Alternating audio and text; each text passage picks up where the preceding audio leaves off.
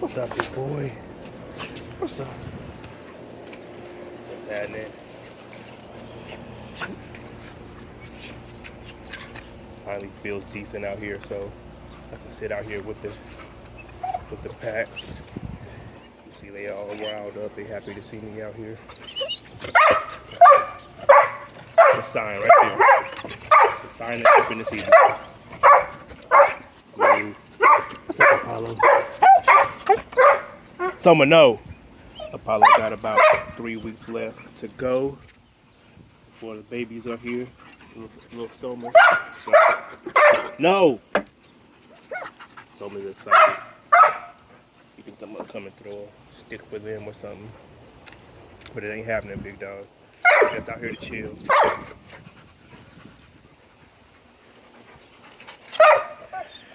Apollo's mom has a huge litter.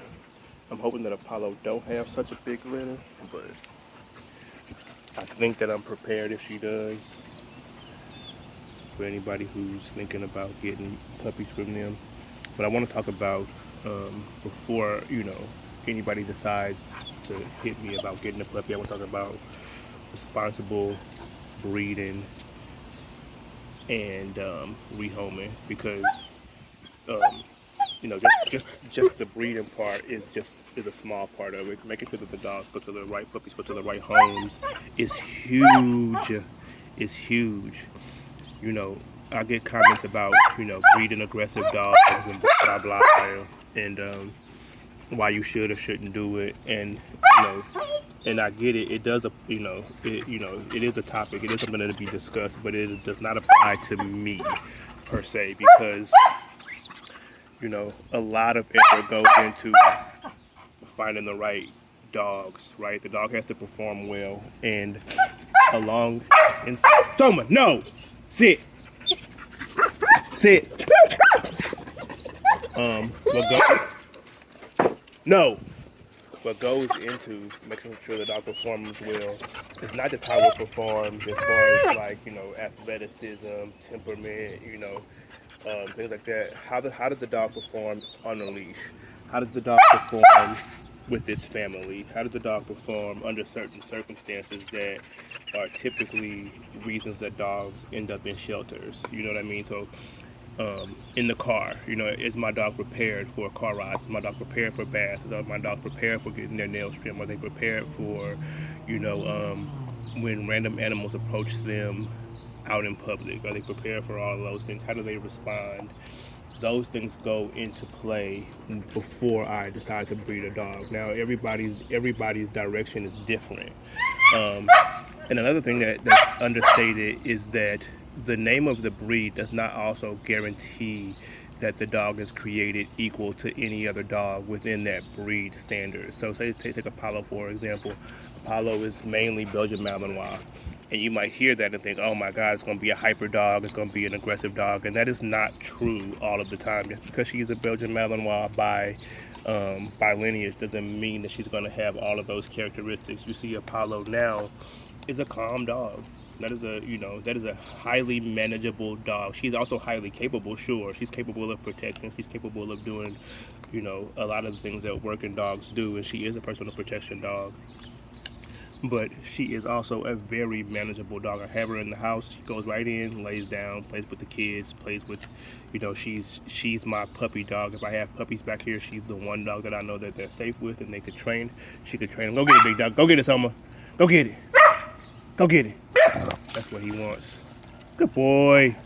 Good boy. As you see, super active dog, super capable dog, but also great temperament and passes all the tests of a worthy family guardian dog. That's the thing that should be understood. I breed family guardian dogs, family guardian type dog. Go get it, big boy. Good boy. Good boy. Because I want the breed to last a long time. I don't want the breed, I don't want to just produce crazy dogs. I don't want to just produce hyper dogs or aggressive, just based on aggression. I don't want to do that because then the dogs are a liability. But if I take my time and I put the right dogs together, and then I put those dogs into the right hands, right? Because that's the period, right? It starts with me, the right breeder, finding the right dogs, and then putting those dogs into the right hands. That's why I don't just look for sport people or working dog people. I want to make sure that these dogs go to families where I can get some feedback, and I do already have dogs in families. I've already put plenty of litters, plenty of generations into the hands of some families, and they're thriving. They're doing great. They're doing exactly what I expect them to do. I get the feedback that, hey man, this dog is brilliant, or hey, this dog is guarding without any training, and she understands the difference between home and strangers.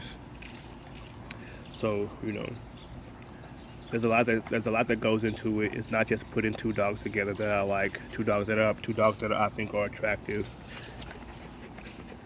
It's putting two dogs together that go great together, and then putting them inside the right family. Good girl, Gray. Go get it, Gray.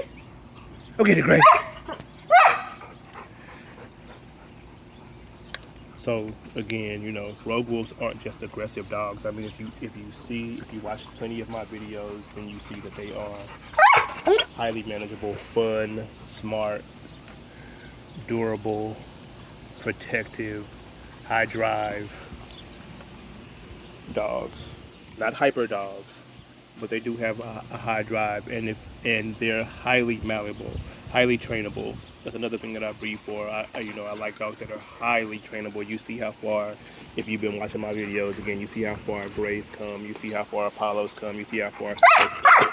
And if you follow me on Instagram, then you know that Moon is brilliant. She is one of one. There are not many dogs like her. So in understanding that, I wanted to breed my dogs down from Moon. Every dog on my yard, except Apollo, well, Apollo now has Moon blood going through her, but every dog on my yard has a lot of Moon in them because Moon was highly trainable. She is highly stable, very protective, good guard dog instincts, a super athlete. You know what I mean? She's not just a good looking dog that I bred to a good looking dog and now I want to have puppies. There's a lot that goes into it before I decide to put dogs together. And then again, I have to do that same diligence when I'm rehoming the dog. So, you know, again, this is not just some one-off thing that I'm doing. This is something that I'll be doing for generations, to come, and my kids will do it, and their kids will do it. Hopefully, um, with dogs that started here on this yard. There's Moon, that's Gray's mom, and she's also Soma's mom.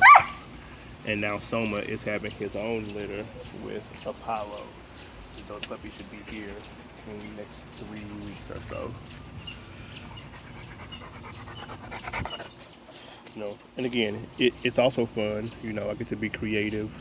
I get to create something that I think is dope, that I think people can, but also is very useful. You know, a lot of people, well, people who live like me, who want to take their dog to the lake on the weekends and not have it be a liability or have it be afraid. People who want to, go swimming. People who want to go on road trips, hikes. If you're a person who hikes alone, you have no worry when you have this dog. This dog can handle any man or animal that comes towards him.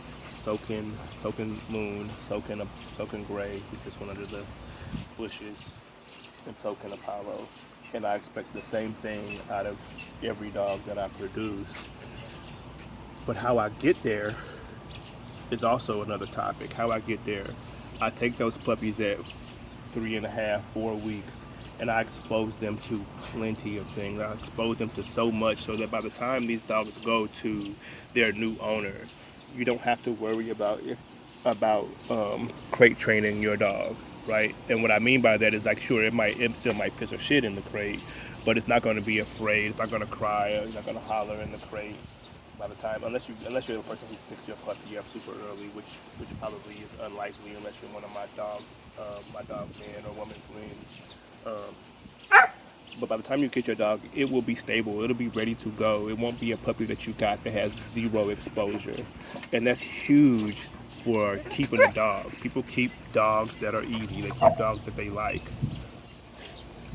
So before the reason that I don't breed in the wintertime is because where I live it gets way too cold for me to test those puppies the way that I really want to. So in the summertime, the spring, maybe early fall at the latest, I could have litters and I can test those litters. I can get them the exposure that they're gonna need before they go to their new homes. So again, you get a dog from me, you get a puppy from me, there's very little to worry about. You know what I mean?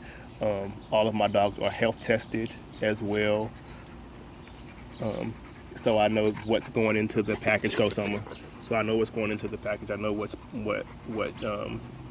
possible and what's not possible for them based on their genetic health testing. Um, Summer, go. And I'm out here bonding with each dog too. Before I breed any dog, I mean, I get a real good sense of what to expect. So, for example, Apollo is a more independent dog. Now that she's pregnant and she's a little bit older, she's a little bit older. She's gotten a little closer, but she's more independent. Soma is what I call a loyal, super loyal dog. He wants to be by me all the time. Soma, Moon, and Gray also are the kind of dogs that want to work for me at all times. No matter what the task is, they want to do that for me at all times. Apollo is the same way. Um, she's not as much as them. So I understand what I might get from that pairing, right? I might get one. I'm hoping that I get a dog with a drier mouth. I get dogs with drier mouth. Soma has a wet mouth. He drinks some water, and next thing you know, drool and sticks and leaves and everything's all over you and your clothes if he just rubs up against you. Apollo does not have that, so I'm hoping to keep dogs that do not have that. That's what I'm hoping. I'm hoping to keep dogs that do not have that, and going forward, breed dogs that do not have that because I know things like that do affect families, right? You got a dog inside your house that is got drool all over your couch and all over you, and it's kind of, you know what I mean. A lot of people don't really mind it, right? I know a lot of people don't mind it, but it does go a long way if the dog doesn't have that. Now I have to understand what I might lose in breeding that out, but that's a topic for another day. But but again, I just want people to understand that for me, breeding isn't about someone. No, out, out. He just went and found a stick because he thinks I'm gonna throw it. For me, breeding isn't about just putting two dogs together, having some cute puppies. Gray, no. Having some cute puppies, no. It is about the total package, and the package ends. The package is not the total package until the dogs are in a great home. So, if you're a great home, hit me.